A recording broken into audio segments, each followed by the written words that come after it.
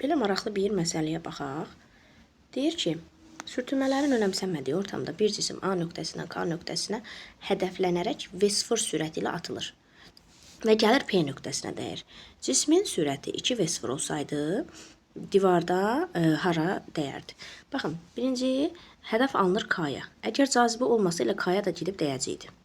Amma ağırlıq cazibə olduğuna görə cisim gəlir P nöqtəsinə dəyir, düzdürmü?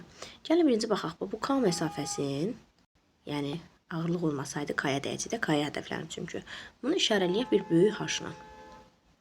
Amma gəlir P-yə dəyir. Bu məsafəni də gəlin işarələyək kiçik H-la.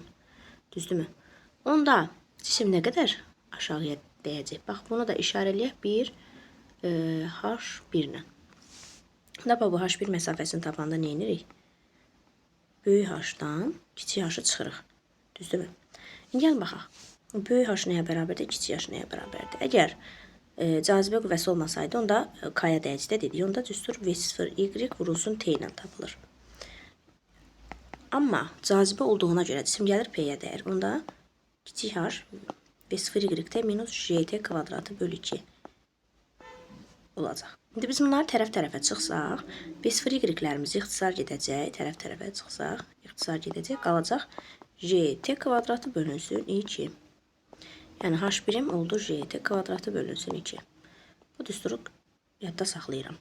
İndi baxaq, bu cisim gəlir divara dəyir də, yəni bunun divarda müəyyən nöqtələrə dəyir. El uçuş məsafəsi dəyişmir. El uçuş məsafəm də nəyə bərabərdir?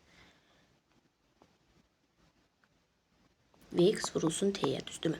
İndi mənim deyir, sürətimi 2 dəfə azaldıram. Mən sürətimi 2 dəfə azaltsam, onda daha doğrusu artırsam. Mən sürətimi 2 dəfə artırsam, onda zamanım nə olacaq? Tərs asılı olduğuna görə 2 dəfə azalacaq. Onda baxaq yuxarıdakıya düstura. Əgər mənim zamanım 2 dəfə azalırsa, H-ım T-nin kvadrat qədər, yəni 4 dəfə 4H qədər azalmış olacaq. İndi baxaq. Birinci halda K-nı hədəf alırlar, amma nə qədər aşağı düşür? 1, 2, 3, 4 qədər aşağı düşür. İndi deyir ki, sürət 2 dəfə artsa, hündürlük 4 dəfə azalmış olacaq. Onda 4 dəfə azalıbsa, hara gələcək? Əgər 2V sürəti ilə artsam, gəlib haradasa bu L nöqtəsinə dəymiş olacaq. Yəni 1H qədər olacaq L nöqtəsi B variantı.